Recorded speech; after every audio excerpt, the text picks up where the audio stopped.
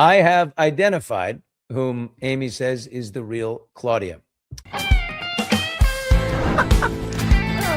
it's me doing me, right? Right as sharp. That's insane. Billy Bush. What a pleasure. Another compliment. There she is.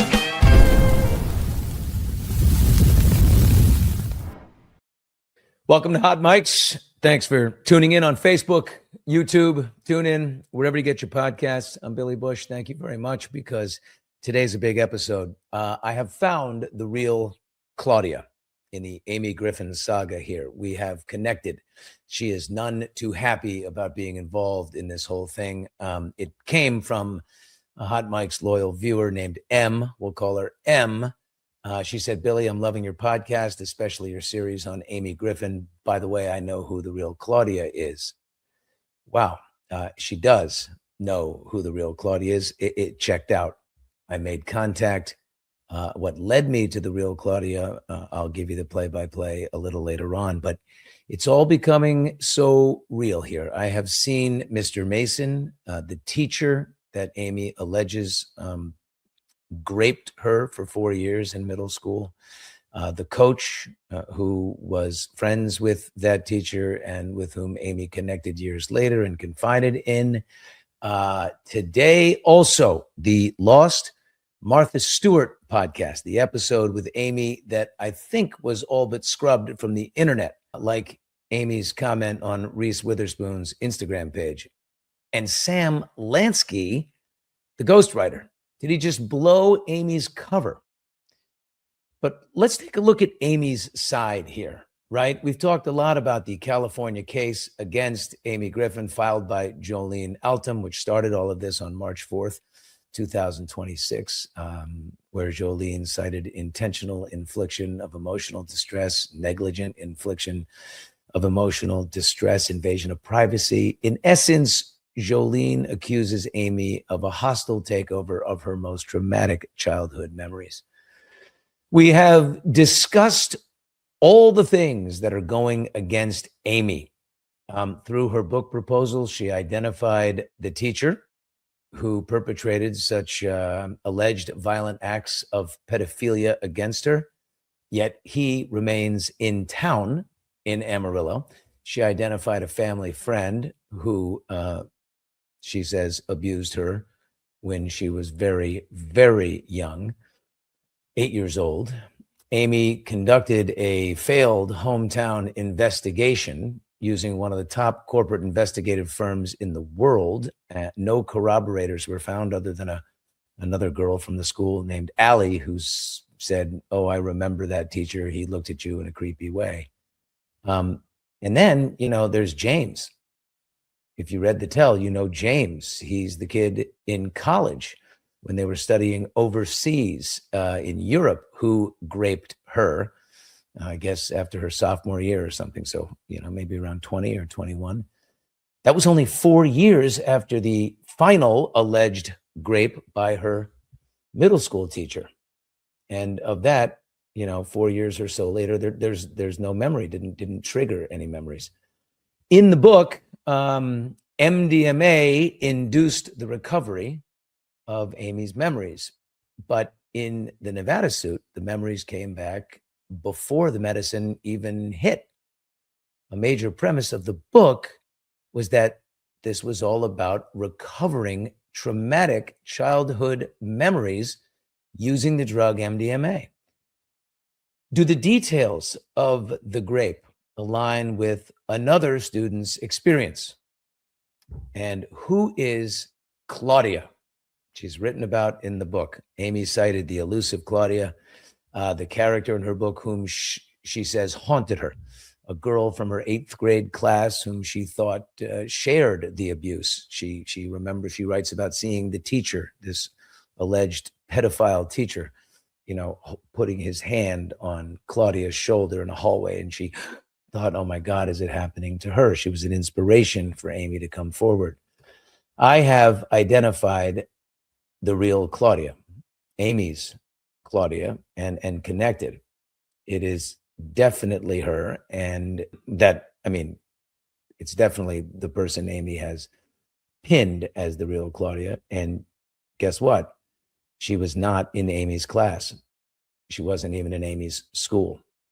We'll get to that. But in the interest of fairness, today we go inside Amy Griffin's counterattack, her federal lawsuit. She articulates this in a complaint that she filed in federal court in Nevada against Jolene Altum on June 15th. So this is Amy Griffin's version of events. By the way, I am mentioned in this complaint by Amy's lawyers because Zach Rosenblatt, the lawyer for Jolene, appeared on Hot Mics as soon as this came out March 18th. He was a guest on Hot Mics and told us about what was to come from his client, Jolene. Why Nevada? Jolene filed a motion to dismiss this case, saying defamation claims that Amy has should be resolved in California, where the original suit is, all in the same place here. On Monday, Amy's lawyers rejected that. They want this to remain its own federal case and to go down in Nevada.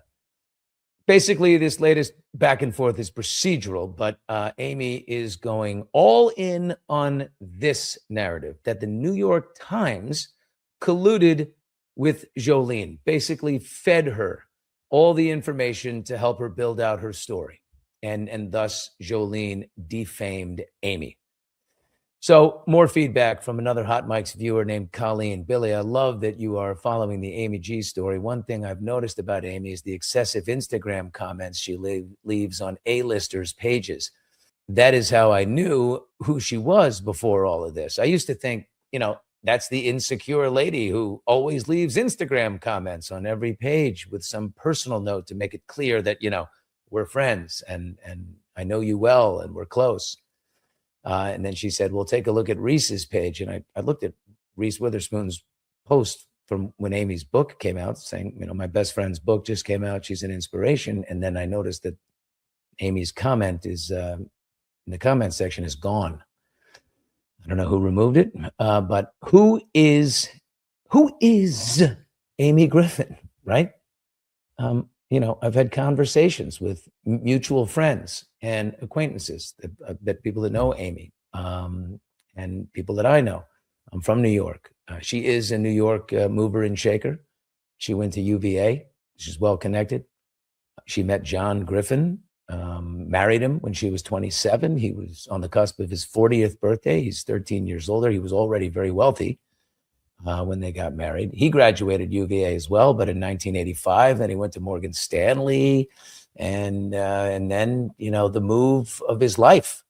In 1987, this guy became one of the original Tiger Cubs, mentees of Julian Robertson at Tiger Management, one of the biggest hedge funds. John then, after that experience, got to start Blue Ridge Capital in 1996 with approximately $55 million in assets. And when he closed it in 2017, he had $12.4 billion in his portfolio at its peak. So John and Amy ran into each other in the park. They were both runners, good timing, right? They married in 2003. Amy describes John in the book. He wasn't like other finance guys, like, this cocky kind of guy. He was playful like a Labrador and just as disarming and very, very rich, very rich. And I'm going to say it, kind of handsome. Amy made moves as a mom about town in New York, all the right nonprofits and charities, the right committees, the best schools for the kids. She joined the very exclusive Maidstone Club in East Hampton, Long Island in 2011. This club is old school, man, multi-generational kind of place. It's the epitome of high class, but not fancy or gauche in any way. It's more of a Brooks Brothers and Volvo crowd, not Chanel. In recent years, Amy and John, according to folks out there, have kind of blown off that crowd. Don't really come around much. They've got a different crowd, a fancy crowd, an A-list crowd. Roger Federer and his wife spend a couple weeks a year at Amy and John's house, and the others. I get the sense John goes along with Amy. I mean, so he's an odd Labrador, intense like her. He does Ironman competitions. You know, they say happy wife, happy life. That's generally accurate unless your wife is doing something stupid, and then you got to speak up. Why not, when you're that rich and you have that much exposure, why not just pay for the best therapists and, continue to lay low? I mean, billionaires are generally detested, right? They have high exposure. Why go worldwide? Sit with Oprah Winfrey and launch what Amy said, quote, the idea that I had been sexually assaulted. That's word for word what she said to Oprah. I recovered in MDMA the idea that I had been sexually assaulted. The idea? None of the big journalists and A-listers, asked any questions of Amy except Martha Stewart. You'll hear that in a little bit. I'll tell you all about Martha Stewart's kind of lost episode. It seems to have been scrubbed from the internet, but Martha had a lot of questions for Amy. She was like Mike Wallace on 60 Minutes.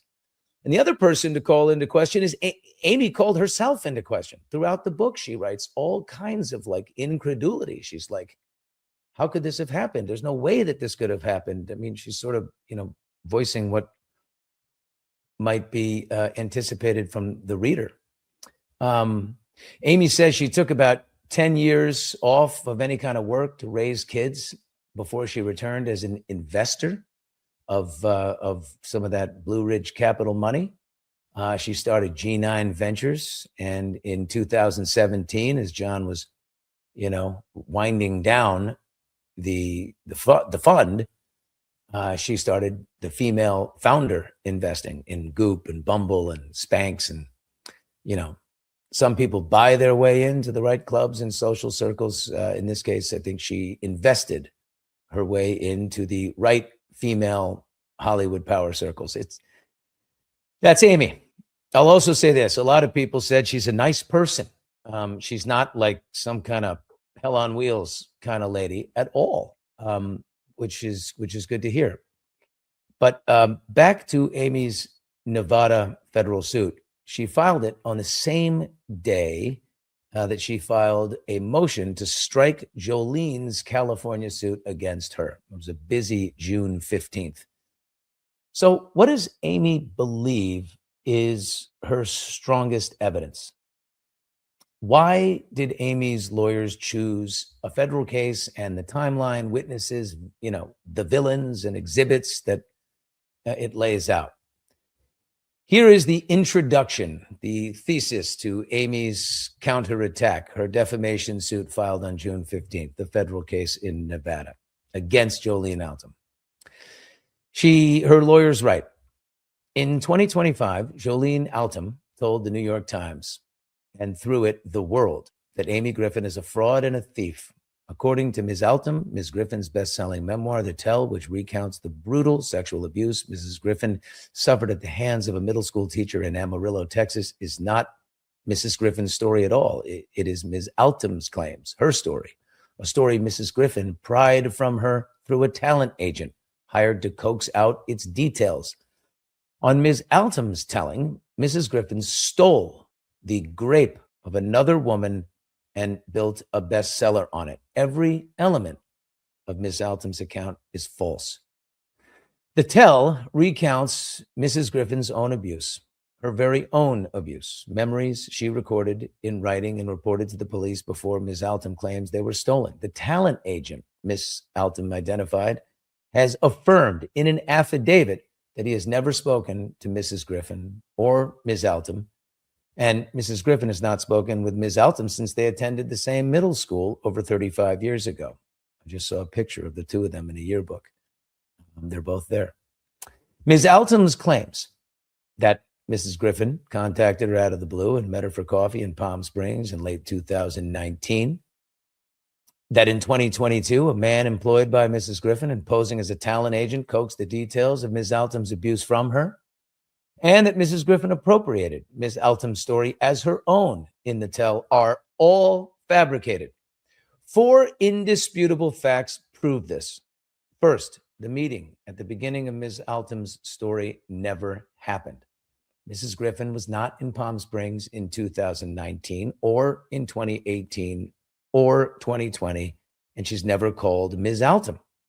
By the way, Katie and KC on TikTok has tracked down the tail number to John Griffin's Bombardier global jet and traced it to those years and seems to suggest that there were some landings in the area. She very much was in the Los Angeles area, which is considered the surrounding area of Palm Springs. There was even a landing that she alleged, not confirmed, but in the Mojave area, which is very close to Palm Springs. Ms. Altum, for her part, has essentially conceded that she does not possess a single document, communication, photograph, or receipt substantiating that this meeting at the center of her account occurred.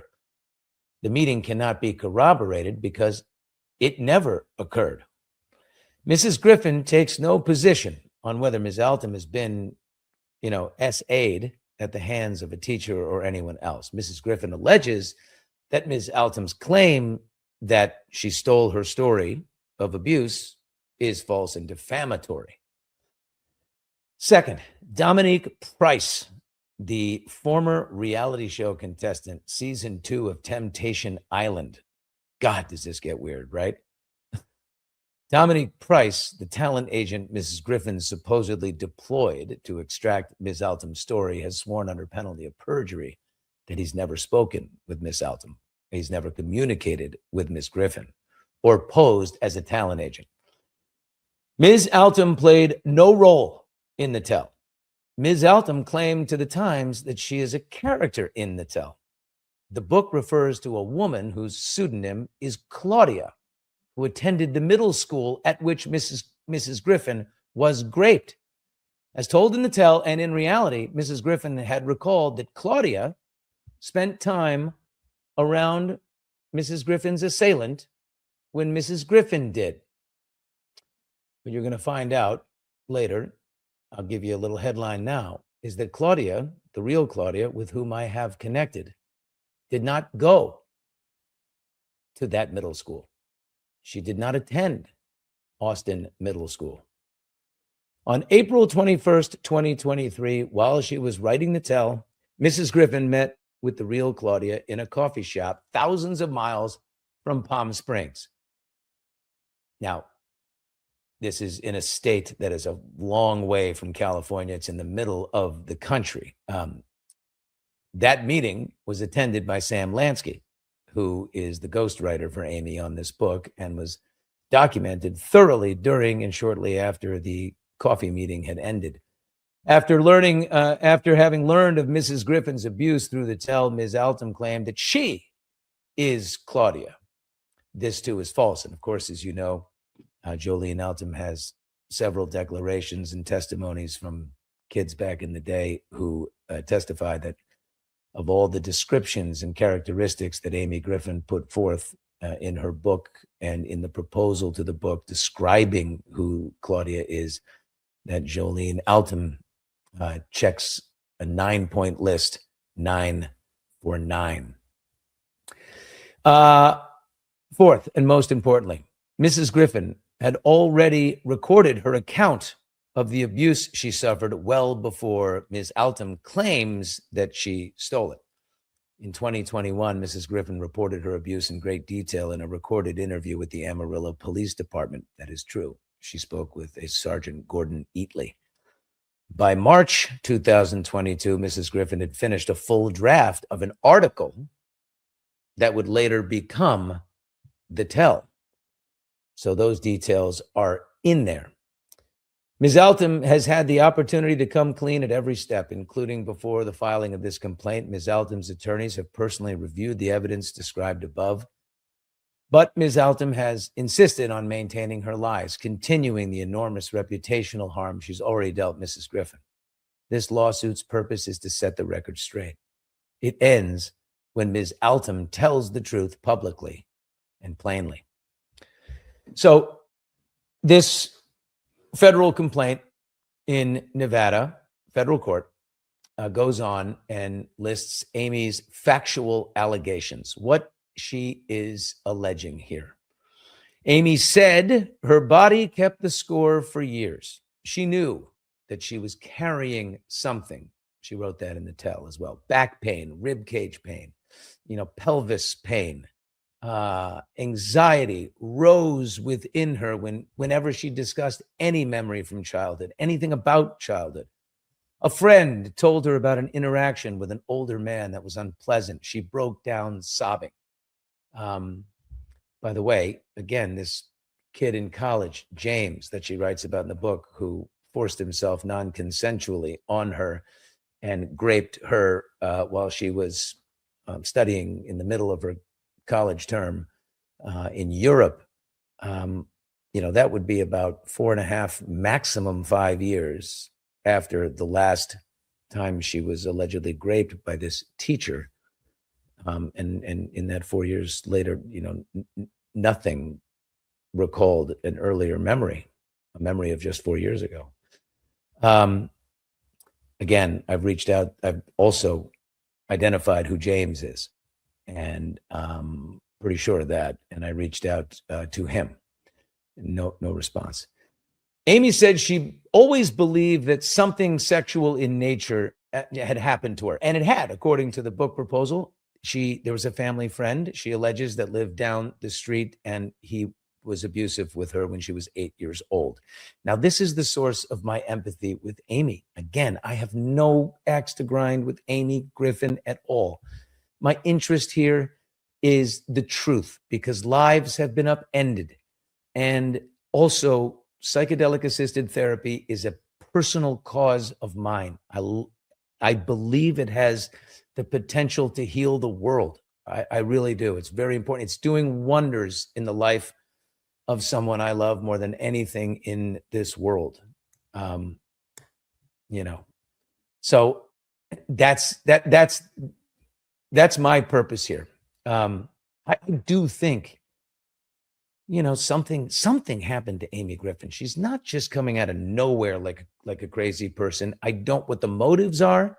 Did she get in too deep, or it just having a hard time connecting these things? I do think something happened to her, and if anything happened to her, my deepest empathy. I don't want to see the trolling and the dragging and the of Amy Griffin. Like, it's just of anyone. What's the point? But let's make what needs to be right, if that is the case. It's certainly worth asking the questions because, again, of the 3 reasons I gave you.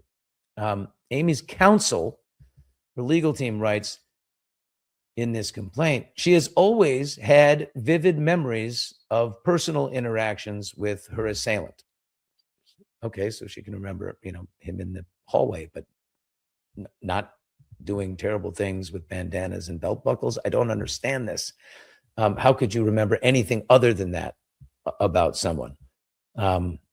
Amy always held the memory of lending a dress to a classmate. She writes about this. It was very important that Amy was a good kid, and she helped this poorer girl in her class, wear a dress to the dance. It made her feel good about herself, which is nice. And that would be, as Amy says, the real Claudia. But all of Amy's experiences and the pain welling up inside of her and that eerie feeling that something had happened sexual in nature all came to a head when Amy writes that her 10-year-old confronted her, saying, "Mom, there's a lack of connection. You're this perfectionist. You're too perfect. I feel like you're here, but not here." In the book, she says, "Here, but not here." On Oprah, when she was telling the story, she said that her daughter told her, "You're there, but not there." Now, I know it's a small change, here and there, same thing, but boy, something so pivotal coming from a 10-year-old, the mouth of babes, which compels you to go and discover your childhood traumatic memories and write a book and make this incredible platform. I don't know. I think you'd remember exactly what your child said. She tried, Amy says, to, cope using the usual methods of running and overworking and raising kids and running, to and from, camps and pickups. But John, her husband, she says, suggested MDMA. And Amy warmed up to it. Kind of a goody two shoes, she said, doesn't connect with drugs and didn't do any drugs, never did anything like that. But she thought, okay. And she did it. Her first session was July 19th, 2020. And she told the facilitator right off the bat, something happened to me, but I can't remember. Within minutes of the first administering of MDMA, and her lawyers say, well before it fully took effect, Mrs. Griffin sat up and asked, why is he here? Meaning the teacher who allegedly violently raped and assaulted her back in middle school. And she then describes what he did, what he allegedly did, the brutal graping scenes, the belt buckle on the floor, as you know, the bandana tied her hands behind the back, defiling her mouth and dragging her across the floor and threatening to rip her teeth out and smashing her head against the wall. Many different locations, the bathroom being the central one. She says a detective in Amarillo concluded her account was very credible after she told him.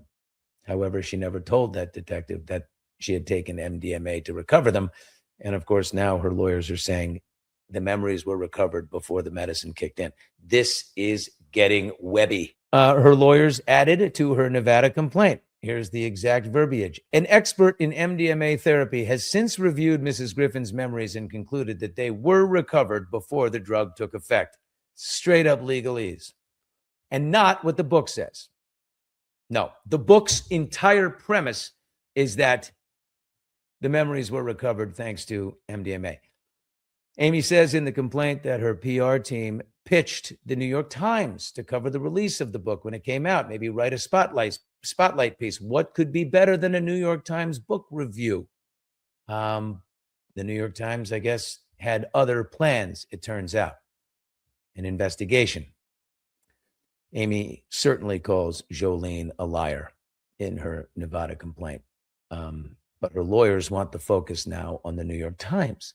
They accuse one of the two female journalists, Katie Rossman, of professional jealousy when she wrote that article, The Billionaire, the Psychedelics, and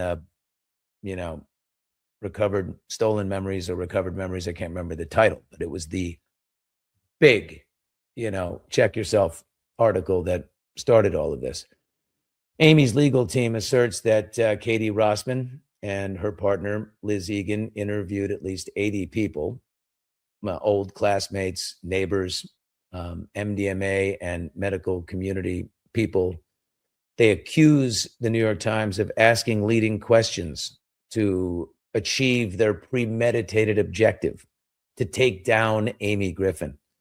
Subjects who said they were inclined to believe Mrs. Griffin, her lawyers say, were omitted from the article. The New York Times pair of Rossman and Egan obtained the confidential watermarked version of the book Proposal when the book was originally called Believe Me. And in it, there were real names and the foster home where Jolene went and details that didn't make it to the book. And the lawyers say this is how the New York Times found Jolene, who, by the way, had not read the tell until they contacted her on June 17th, shortly after she read it. And Amy claims only after reading the book did she tell the New York Times that she had been abused by a middle school teacher. I got to say here, it's not that. Is it that shocking that she didn't offer up her story right away to a couple of journalists from the New York Times? Are these the kinds of people you tell your story to? She likely wasn't planning to tell the biggest newspaper in the world about traumatic childhood, grape memories. But reading the tell, when you see that the details of Amy's accounts match your own, at that point, maybe you start to talk. The New York Times sent Amy's team a fact-checking list for the article 2 weeks before publication. And there they said that Jolene told the Times the same lies that are in her California complaint. What are those lies? Well, Jolene was repeatedly sexually assaulted by a teacher at the same school. Jolene's abuser was a different person than Amy's. That Jolene said she was Claudia in the book. That Jolene borrowed a dress from Amy for the school dance, which she returned during a church youth group meeting the next day at Amy's house. Amy appropriated Jolene's own stories of abuse in her book. There they are, the lies of Jolene, according to Amy's lawyers. And then Jolene asserted that she met Amy in the coffee shop in Palm Springs late 2019, producing no evidence. Well, there is a hold on discovery right now until Judge Fruin, Richard Fruin, decides Thursday, tomorrow, if there's enough merit to Jolene's case for it to proceed. So she hasn't provided anything, but let's assume that she will. She'll certainly be called upon to do so. Amy's counsel made it clear to the New York Times that Jolene's story was demonstrably false, that there was no coffee shop meeting and the Griffins never hosted a youth group meeting for the church at her house, and that she never lent Jolene Altum a dress. On that front, Amy asserts Ms. Altum told the New York Times that she borrowed a floral pattern dress from Ms. Griffin for the 8th grade dance, but the dress that the real Claudia borrowed was pink, not floral patterned. They say Jolene only claimed it was a floral pattern because the tell said it was, but that detail was deliberately changed during the editing process to protect the real Claudia's identity. Jolene claims this guy, calling himself Dominic Price, called her, posing as a talent manager or producer type to glean the details about her abuse from her, posing as a guy who's going to make a movie out of it, or we could pay for your story, it could help people. And she talked to him. She said she talked to him several times a week for about a month. Amy says the New York Times called to verify, and he told him he knows nothing about it, as he stated in the affidavit, which is part of this complaint. Amy's counsel points out that Amy started recording her memories in 2020 and produced a draft of an article about them in March 2022. How could speaking to Dominic weeks later produce similar details? It's after the fact. Well, on that note, I say, let's see that article. It had to be submitted to, a big editor at a big magazine. Let's see it. Okay. Coming up here in a second, the Lost Martha Stewart podcast, where Oprah kind of went light in her interview with Amy about the book and the details leading up to the book and the details of these horrible childhood traumatic memories. Martha Stewart went full Mike Wallace like it was 60 Minutes. We'll share that with you in a second. Also, something interesting Amy's ghostwriter said, which kind of doesn't add up. We'll get to that in a minute. But first, let's talk about Batch, our sponsor today. We love you, Batch. Who gets a little overwhelmed? A little overwhelmed. You're running around. You got the kids. You got work. You're managing all of that, your own relationships, your own health. Somewhere in all of that, you kind of start falling apart maybe a little bit. And the worst part, when you finally bring it up to your doctor, they say, exercise more, or here, take this GLP-1, take the jab. Well, I'm going to tell you about Micro Mints from Batch. They are a sublingual CBD THC mint designed for daily calm and mood support. Hey, it's not a heavy sedation or a massive buzz. It's just, feeling more like yourself. They dissolve under your tongue for fast absorption, built to be a sustainable daily ritual. Think of them as replacing that end of the day glass of wine. There's no next morning fog. Then there's the CBD nighttime gummies, great for restorative sleep. kind that actually lets you wake up feeling human again. Clean ingredients in batch, no pharmaceutical dependency. It's designed for people whose sleep has quietly become a casualty of everything else they're managing, especially you moms. Batch is a Wisconsin-based hemp wellness brand founded by chemical engineers who actually understand formulations. They're not just marketing. Clean ingredients. Look, I like a wellness vibe company as much as the next guy, but this is about full transparency, lab testing, clean ingredients, no grogginess, no pharmaceutical side effects. So for a cleaner alternative to a glass of wine, a friend of mine once said, a glass of patience. I like that. But is it ever one glass? Come on. Take the edge off a different way, a healthier way, one without the grog, okay?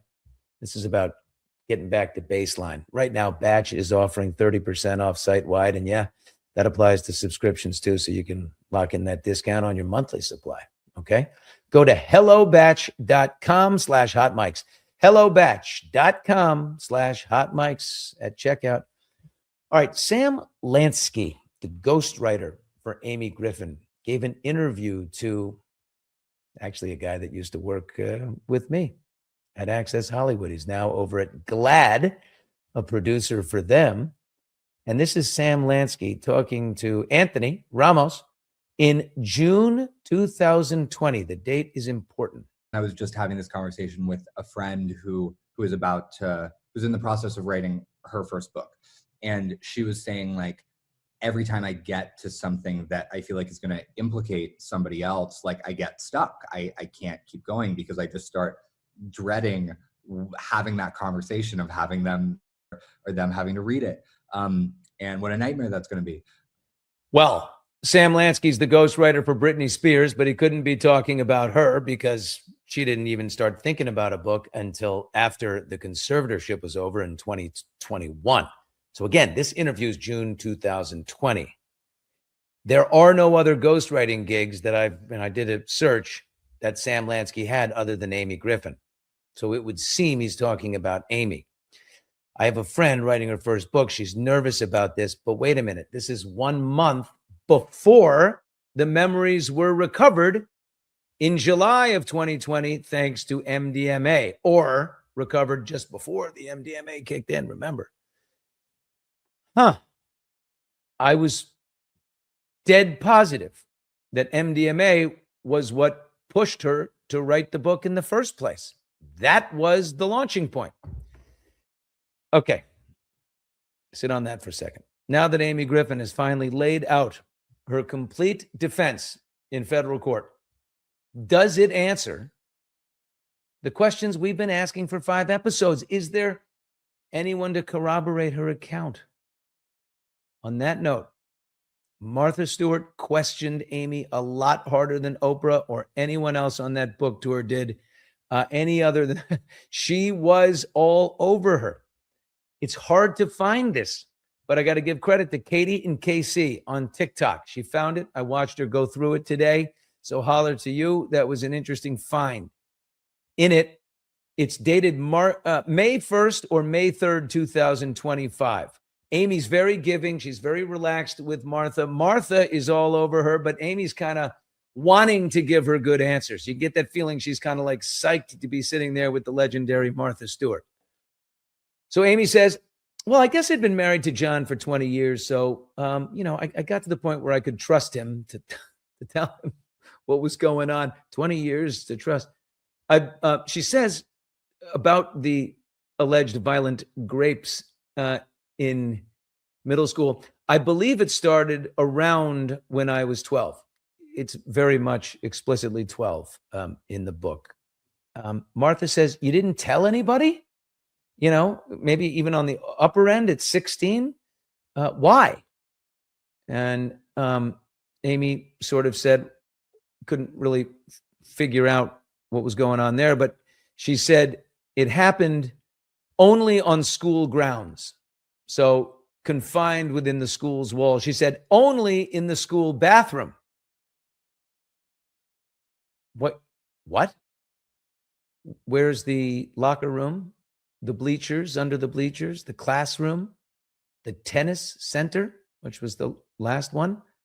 She's only in the bathroom, she said to Martha. She told Martha that, all throughout her life, she was kind of a straight-laced girl, never liked being out of control. So she said, didn't do drugs, never seen drugs. She said, in the book, she says, there's explicit account. She's with her roommates living in New York, and they ordered a pizza, and the pizza came. They opened the pizza box, and there's a bag full of joints in there, and her roommate starts smoking it out the window. So I think we've seen the drugs. On the day that I went in, she said, for her MDMA session, and said, I know I have a lot of sexual trauma. She, the facilitator, who in the book is Olivia, took notes for me. I could have sworn in the book that when it was over, John, her husband, gave her a beautiful blue journal, and that's where she started to take her notes. So if Olivia took the notes, let's subpoena Olivia. Well, subpoena Olivia anyway. She's not a real doctor. I don't think there's HIPAA here. Then Amy said, within 5 minutes, I said, I'm ready to tell you everything. And then she told Martha she spent 8 hours in the MDMA session. I got to tell you, I took 120 milligrams. That's a lot. I had a profound experience during MDMA therapy, and it was 2 hours and 45 minutes. Let's say double that. But I've never 8 hours. I mean, it's psilocybin journeys don't take 8 hours. Ibogaine takes 8 hours, and things that the wounded vets are doing now. Ibogaine, championed by Joe Rogan. Anyway, a central character in all of this is the elusive Claudia, described in the book Proposal 9 different ways, all of which Jolene claims, match her and 2 others from her own lawsuit. 2 other middle school kids confirm that in their declarations on her behalf. Amy denies that Jolene is Claudia. Says, no way. And in response to Jolene's original complaint in California against Amy, she produced text messages between her and the real Claudia, the woman she says is the real Claudia. Why doesn't Amy identify her? She's a private person, doesn't want to be identified. Maybe a judge could, ask to see her privately, or, a subpoena would work if she was, I'm sure Jolene's people will subpoena her. I have identified whom Amy says is the real Claudia. I got a DM from a Hot Mike's loyal regular viewer, listener named M. And she said, Billy, I'm loving your podcast, especially your series on Amy Griffin. By the way, I know who Claudia is. I replied, Amy's version of Claudia, the so-called real Claudia? Now, keep in mind, this is a woman with whom Amy says that she met and who could offer nothing to her other than sympathy for her story, right? And the response came back. Yeah, Amy's version of Claudia. M said, so when Amy's book came out last year, my coworker told me her good friend, blank, blank, told her the story of Amy contacting her daughter, redacted, out of the blue.